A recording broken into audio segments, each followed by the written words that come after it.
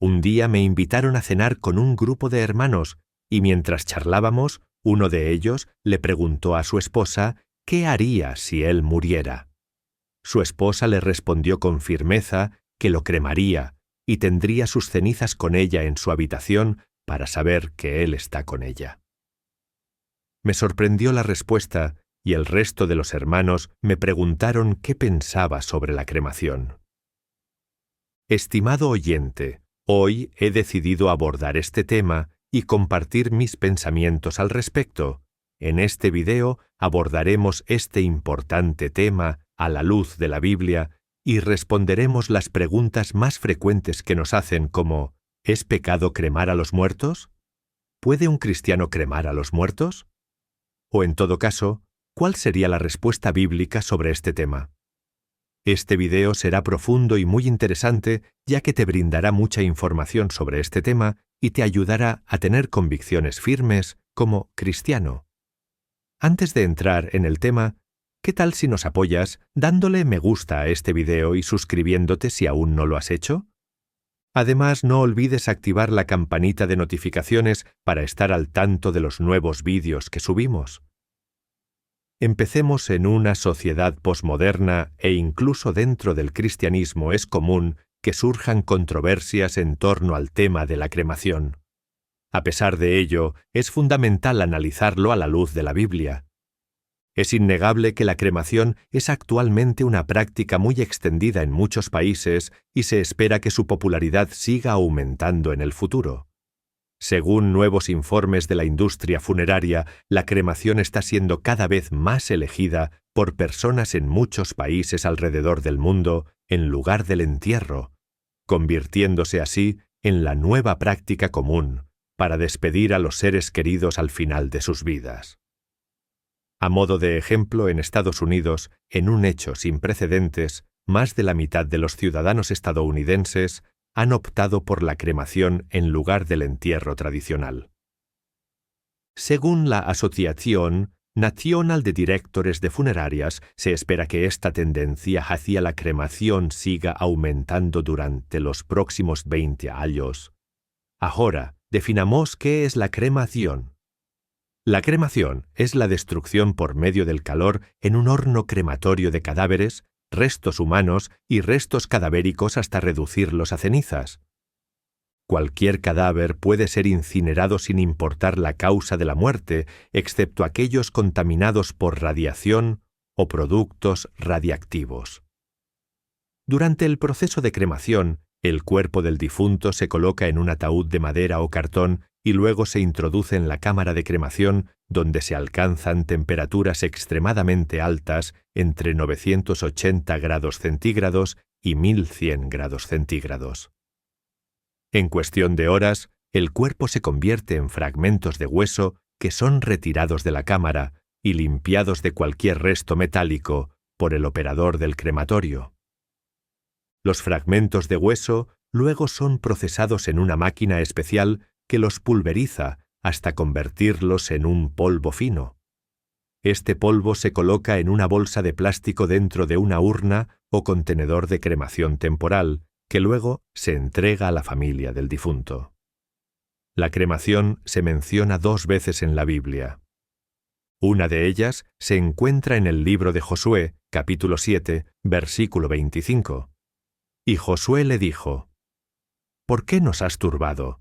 ¿Se turbará Jehová en este día? Y todos los israelitas los apedrearon y los quemaron después de apedrearlos.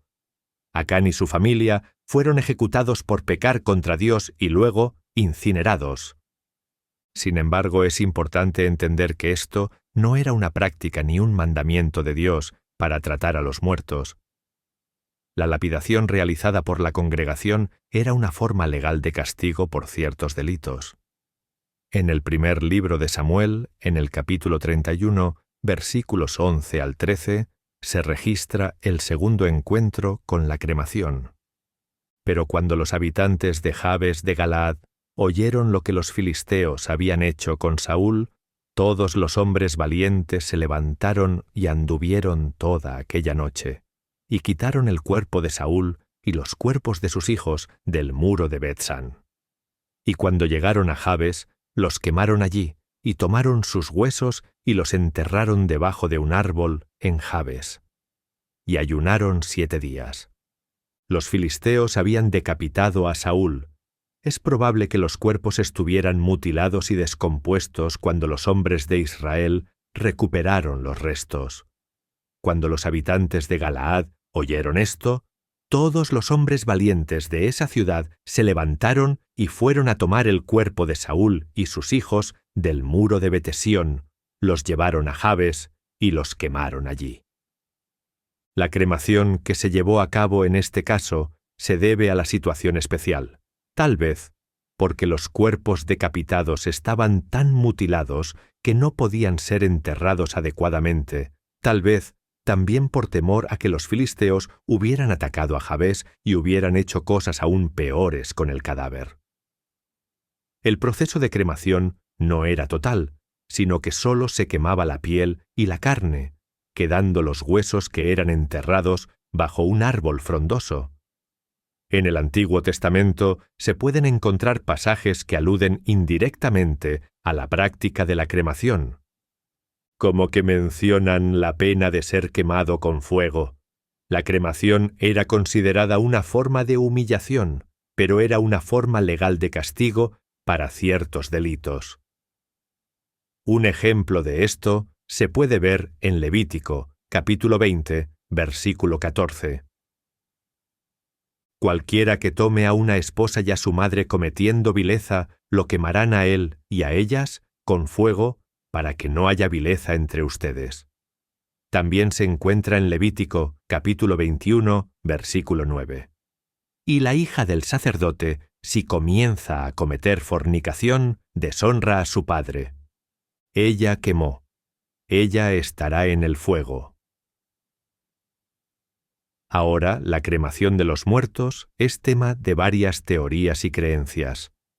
Algunos lo consideran un pecado que puede interferir con la resurrección del cuerpo. Por otro lado, hay quienes no le dan mucha importancia al tema de la sepultura. Sin embargo, te invitamos a descubrir lo que dice la Biblia al respecto. Aunque la Biblia no menciona específicamente la palabra cremación de cuerpos, sí condena la quema de personas vivas como sacrificio a dioses, una práctica de naciones idólatras. La Biblia nos enseña la relevancia de brindar una sepultura digna a los difuntos, como lo demuestran varios hechos. Un ejemplo de ello es Abraham, quien adquirió valiosas propiedades para asegurarle una sepultura honrosa a su esposa Sara. Leamos Génesis capítulo 23 versículos 3 y 4. Y se levantó Abraham de delante de su muerta y habló a los hijos de Het: Forastero y peregrino soy entre vosotros. Dadme heredad para sepultura entre vosotros y sepultaré a mi muerta de delante de mí. Es común en el Antiguo Testamento y en los tiempos de Jesús enterrar a sus muertos. El entierro en la tierra es axiomático en la tradición judía desde la historia de Abraham, buscando un lugar de entierro adecuado para su esposa Sara. A través de muchas otras historias bíblicas, el entierro en la tierra es el esquema fundamental en toda la literatura bíblica y sentó las bases para el judaísmo post-judío. Bíblico. Un rabino reformista escribió a finales del siglo pasado: la Biblia prueba sin lugar a dudas que desde el día en que Abraham compró la cueva de Macpela como lugar de entierro familiar, el entierro era la única y exclusiva forma de disponer de los cuerpos de los fallecidos. ¿Hay una referencia al entierro en el Antiguo Testamento? Según los pensamientos de los judíos establecidos en la Torá, es un mandato enterrar tanto a los condenados por el tribunal como a cualquier individuo. Leamos Deuteronomio capítulo 21, versículos 22 y 23. Si alguien ha cometido un delito digno de muerte y lo matas y lo cuelgas de un árbol, no permitirás que su cuerpo pase la noche en el árbol. Ciertamente lo enterrarás el mismo día, porque el ahorcado es maldito por Dios, y no contaminarás tu tierra, que el Señor tu Dios te da como herencia. También afirman, en el Tratado del Sanedrín, los sabios mencionan al rabino Yohanán en nombre de Rabí Shimon bar Yoyai, plantea la pregunta: ¿dónde, en la Torá, encontramos la referencia al precepto del entierro? La respuesta la encontramos en el pasaje: lo enterrarás. Maimónides, en su libro de preceptos, identifica el precepto 231 de la Torá como el que nos ordena enterrar a los ejecutados por el tribunal el mismo día de la ejecución. Según está escrito, será enterrado ese mismo día. El Sifri afirma que este precepto es positivo tanto para los ejecutados como para los demás muertos, es decir, deben ser enterrados el mismo día que mueren. El Talmud considera esto como la base para exigir el entierro en la tierra para todas las personas. Un rabino afirmó que, en la ley judía, el cuerpo humano pertenece a su creador. Es simplemente un préstamo a la persona que es el guardián del cuerpo, pero no tiene derecho a desfigurarlo de ninguna manera. El cuerpo debe ser devuelto en su totalidad tal como fue entregado. Este principio y ley general rige muchas de nuestras leyes, dijo el rabino, como las que prohíben la automutilación o los tatuajes, y nos exigen hacer todo lo posible para mantenernos a salvo del peligro, manteniendo una higiene adecuada y similares. Este principio también se aplica después de la muerte, se prohíbe cualquier mutilación de los muertos.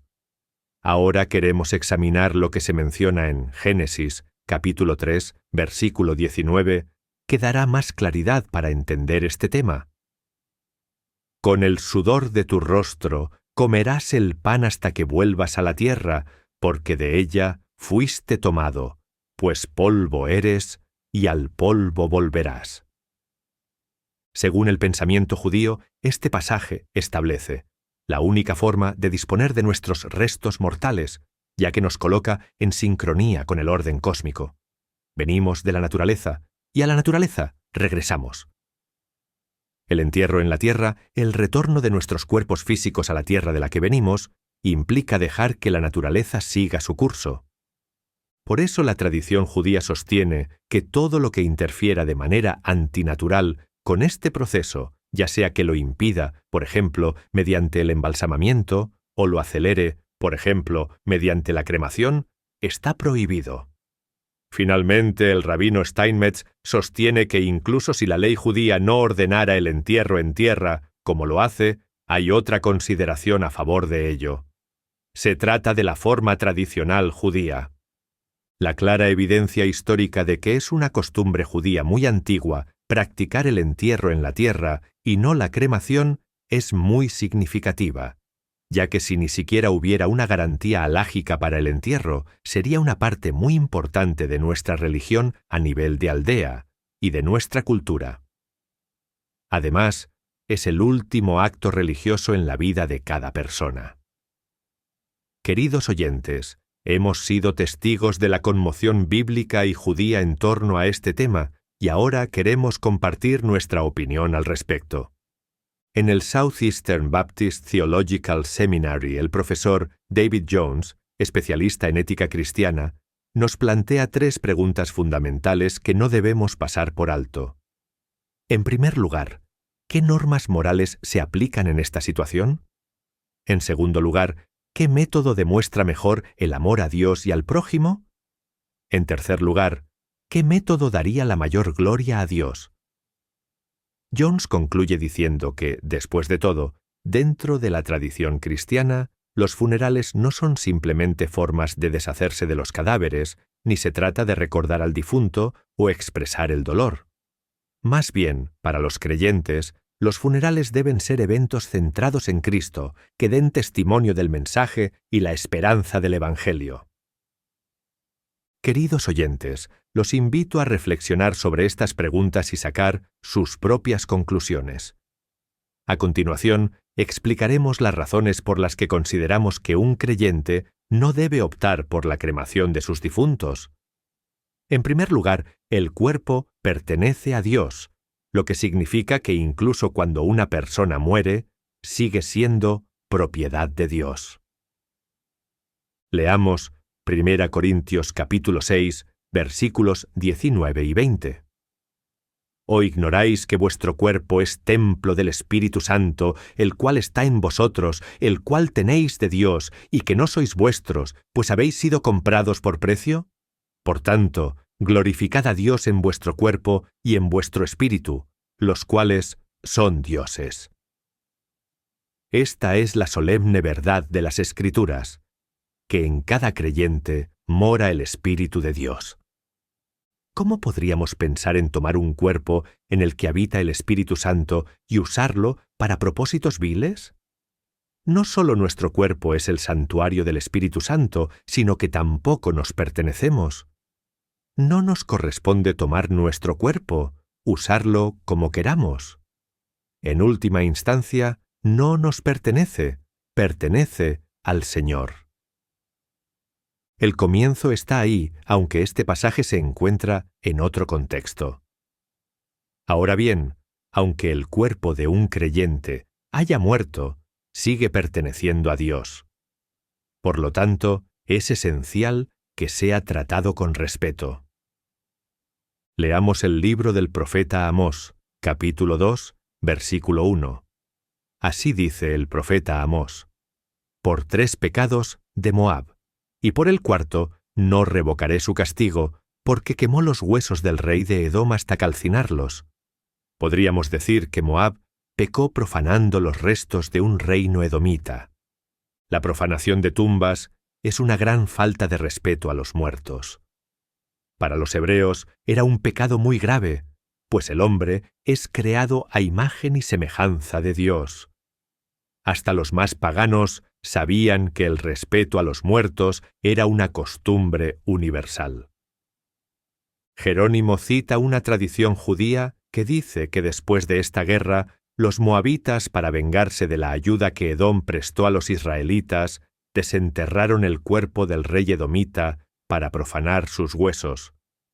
En segundo lugar, dado que la cremación de los difuntos no es una práctica de creyentes, sino de no creyentes, siendo los creyentes los que se adaptan a sus costumbres, la cremación ha estado históricamente asociada al paganismo.